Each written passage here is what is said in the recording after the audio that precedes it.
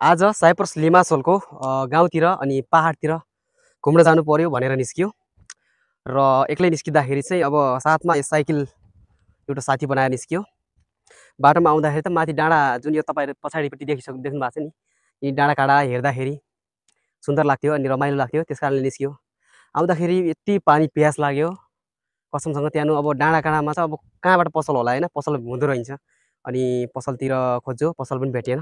तर धन्न एकजना हाम्रो नेपाली दिदी बाहिर काम गरिरहेको देखेँ, नेपाली जस्तै मानेर चाहिँ बोलाएको ठ्याक्कै नेपाली दिदी हुनुहुरहेछ। पसल सोधेको, पसल छैन भन्नुभयो। तर पानी प्यास लागेको थियो भनेको, धेरै प्यास लागेको भए म ल्याइदिन्छु भनेर चाहिँ यति मजाको एक चिसो एक गिलास पानी ल्याइदिनु भयो।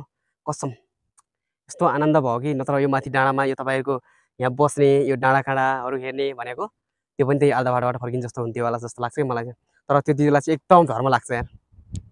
थ्याङ्क यू सो मच भन्न चाहन्छु भिडियोबाट पनि, यदि तपाईँ दिदीले पनि हेर्नु भएको छ भने।